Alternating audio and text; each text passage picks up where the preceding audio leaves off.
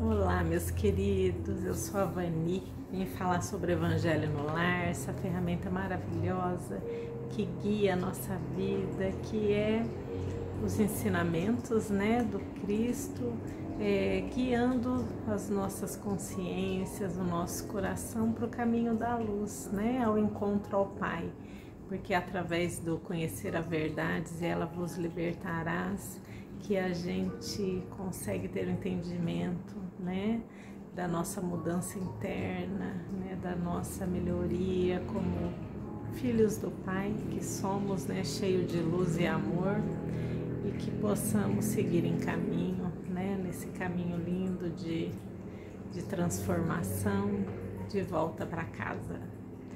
Então, como fazer o Evangelho? Escolher um dia e um horário fixo, nesse dia a espiritualidade amiga, querida, eles têm equipes que vêm fazer o Evangelho conosco, eles trazem irmãos que também fazem o Evangelho, que também estão no mesmo propósito que nós do estudo, Eles trazem esses irmãos para fazer o Evangelho também com a gente, eles fluidificam a nossa água, harmonizam o ambiente do nosso lar, e com isso a gente consegue ter uma vida melhor, mais tranquila, um ambiente mais agradável, mais paz entre os irmãos, de caminhada. E é maravilhoso. Eu faço o Evangelho sozinha, eu e minhas gatinhas, e não sozinha, com nossos irmãos queridos também. E assim, é um momento maravilhoso da minha vida, é uma vez na semana, a gente escolhe esse dia e horário para receber esses irmãos queridos.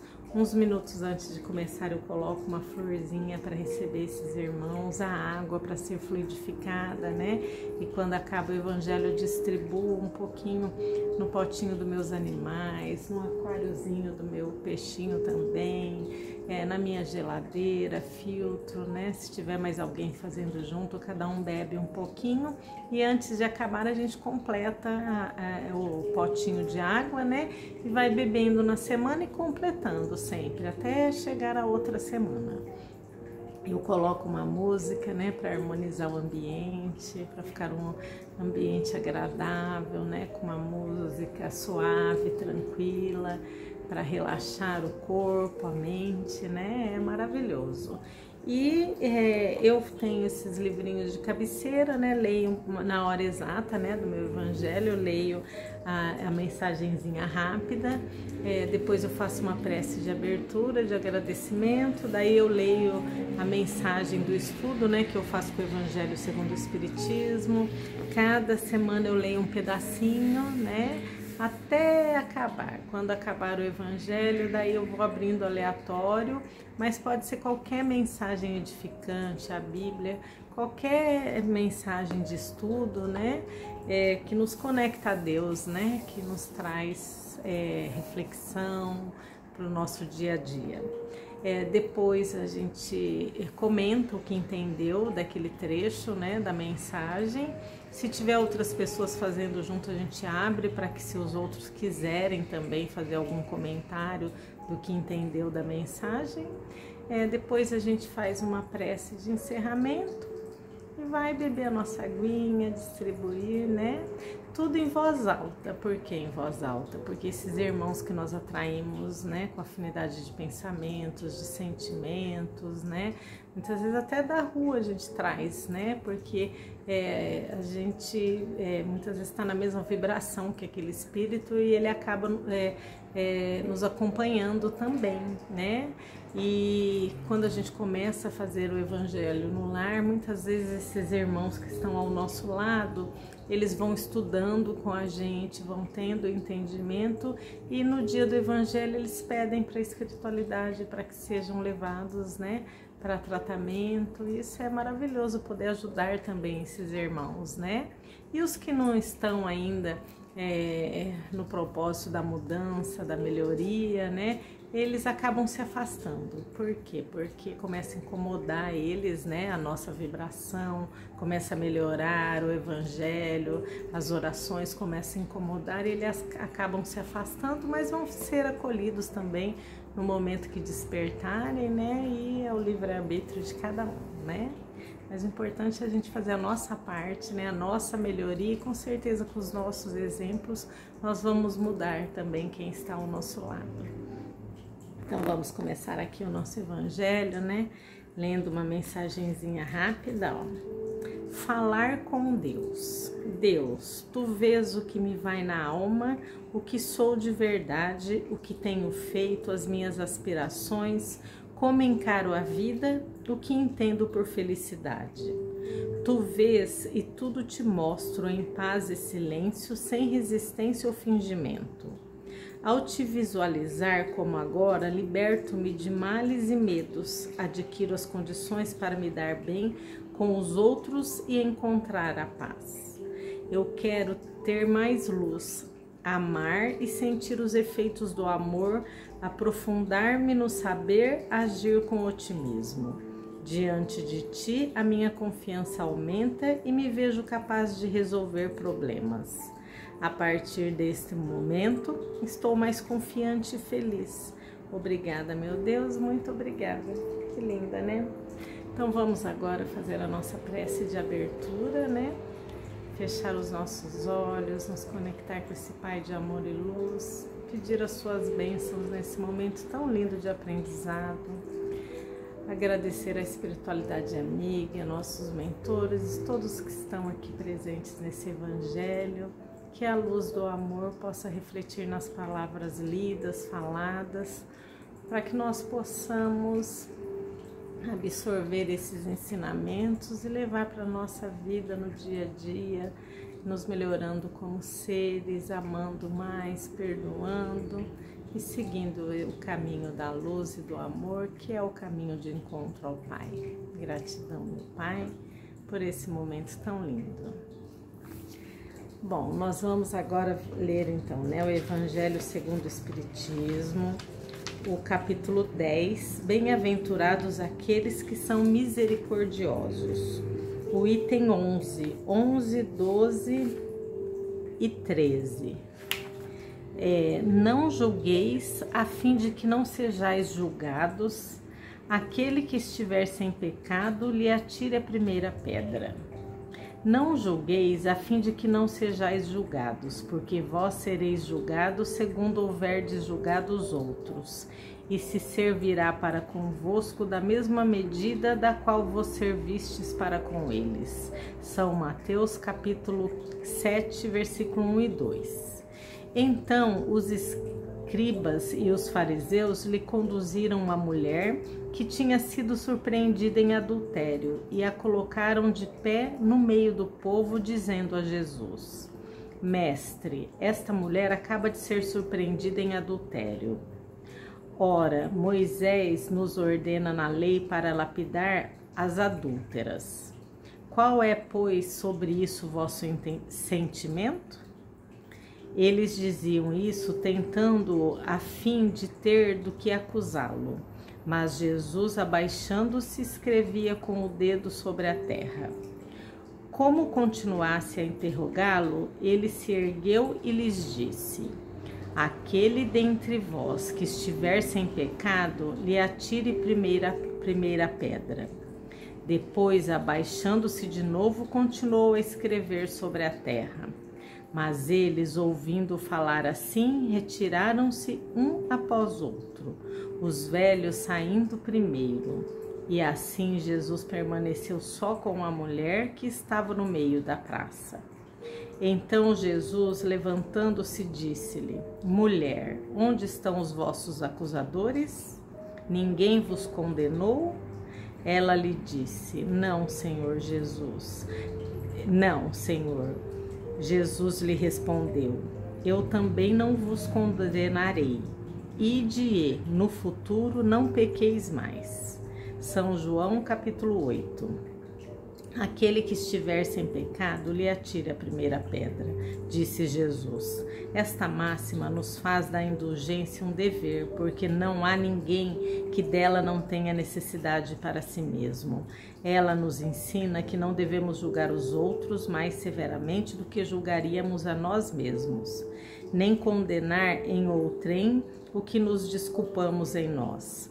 Antes de censurar uma falta de alguém, vejamos se a mesma reprovação não pode recair sobre nós. A censura lançada sobre a conduta de outrem pode ter dois motivos: reprimir o mal ou desacreditar a pessoa cujos atos se criticam. Este último motivo não tem mais desculpa, porque é da maledicência e da maldade. O primeiro pode ser louvável e se torna menos um dever em certos casos, uma vez que disso deve resultar um bem. E, sem isso, o mal não seria jamais reprimido na sociedade. O homem, aliás, não deve ajudar o progresso de seu semelhante?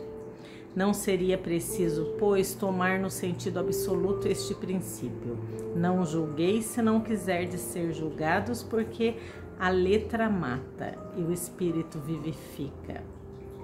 Jesus não podia proibir de censurar o mal, uma vez que ele mesmo disso nos deu o exemplo, e o fez em termos enérgicos, mas quis dizer que a autoridade da censura está em razão da autoridade moral daquele que a pronuncia. Tornar-se culpável daquilo que se condena em outrem é abdicar essa autoridade. É mais, é arrogar-se o direito de repressão.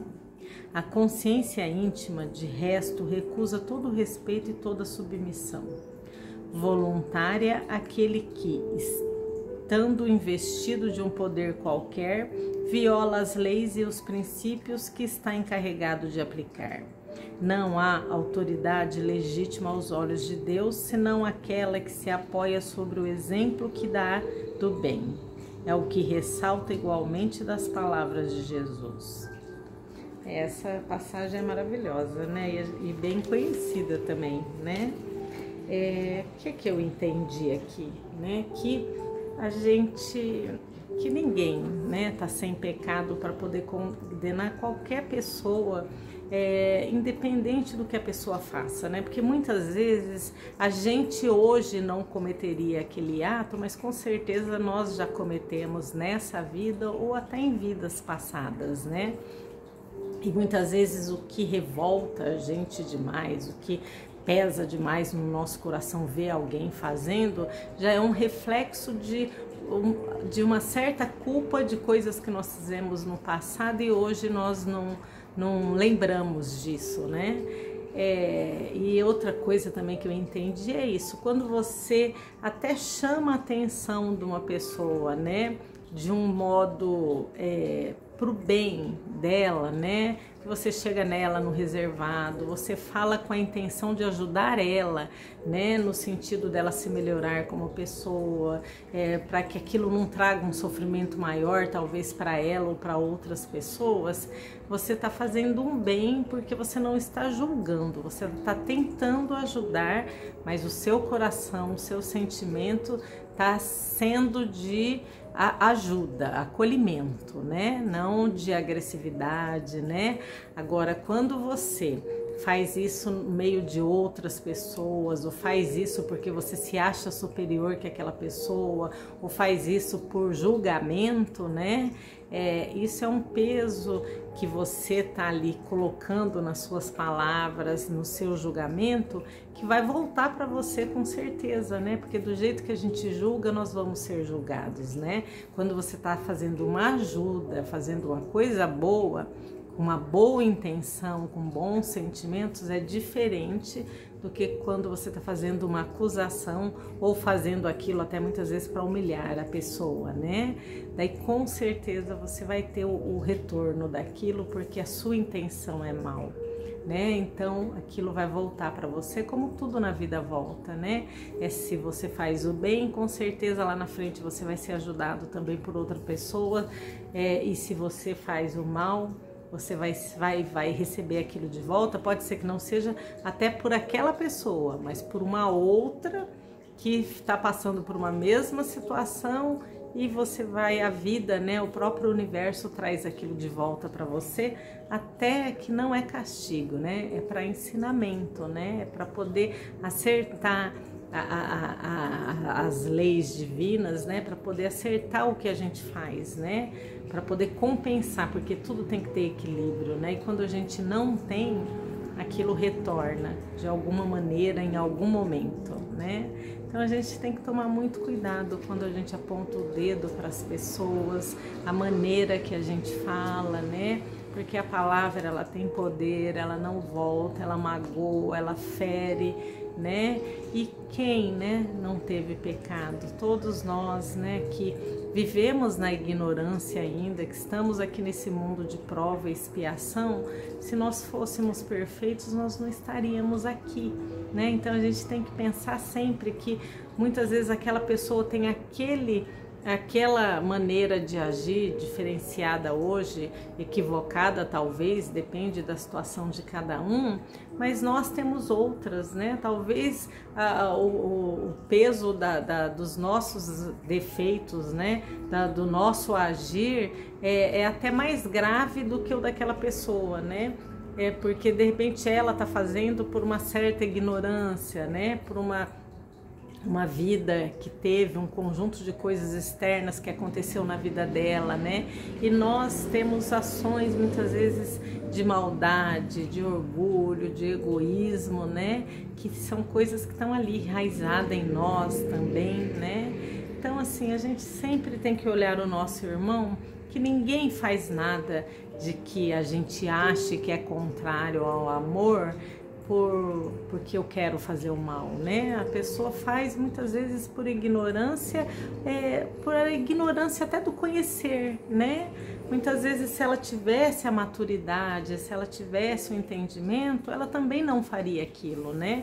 Porque cada um de nós estamos num estágio de evolução, né?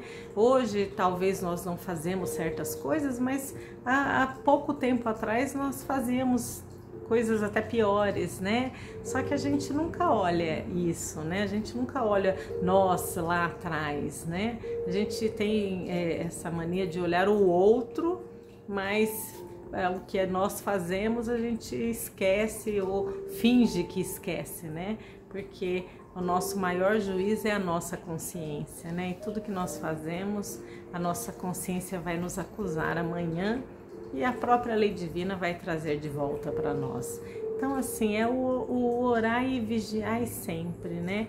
É o que eu falo sempre, né? Que eu costumo fazer e, né? Como não sou perfeito como ninguém, né? Tenho todos os defeitos também a ser lapidado, mas eu peço muito a Jesus, muito a espiritualidade amiga, né, para que me dê forças para eu mudar o que eu preciso mudar dentro de mim, né, não no outro, mas em mim. Então, quando vem algum pensamento, né, de alguma coisa que alguém fez, ou que a gente acha que foi prejudicado, eu peço muito a Deus para Ele me fortalecer, para que eu possa ter um outro olhar, né, para que eu possa perdoar, para que eu possa tirar aquilo de dentro de mim, que aquela energia seja transmutada em amor, né, em benevolência, né? E para isso a gente tem que orar muito, estudar bastante, porque só o conhecimento nos liberta, né? E amar, né? Tentar amar o máximo possível, começando por nós mesmos, né? Lapidando o nosso coração, os nossos sentimentos, nos tornando pessoas melhores, né? Essa é a melhor maneira de ter uma vida mais feliz, mais tranquila, vivenciando os ensinamentos do Cristo e deixando os nossos exemplos, né? Que eu acho que a melhor maneira de dar alguma coisa para alguém é o exemplo, como Jesus fez conosco, né? O tempo todo, passando os seus exemplos de paciência, de perdão, de amor, né? De acolhimento, de tudo, né? De tudo que é bom, né? De tudo que é belo, de todos os ensinamentos maravilhosos que Ele passou para nós, né? Então é isso, meus queridos. Vamos agora então fazer nossa prece de encerramento, né? Vamos agradecer ao nosso Pai, ao nosso Mestre Jesus, que tantos ensinamentos maravilhosos nos trouxe. Gratidão à espiritualidade amiga e querida que vem estar aqui conosco nesse momento, nos trazendo paz, reflexão, fluidificando a nossa água, iluminando a nossa família, para que nossos corações possam despertar cada vez mais para o amor, para que nós possamos olhar para dentro de nós, cuidar das nossas sombras, abraçá-las e transmutá-las em coisas boas, em bons sentimentos, para sermos seres melhores a cada dia. E que a luz do amor possa refletir em tudo e em todos os nossos vizinhos, familiares, bichinhos, plantinhas, nossa cidade, nosso país, nosso planeta e todo o universo, toda a sua criação, meu Pai, do micro ao macro, do átomo ao anjo, possa se sentir abraçado, amado e sentir essa energia de amor e luz que nós temos dentro de nós. Que assim seja. Bom, meus queridos, é isso. Obrigada. Uma semana abençoada para todos nós e que Jesus nos abençoe sempre, né? Iluminando a nossa mente, o nosso coração. Um beijo, viu?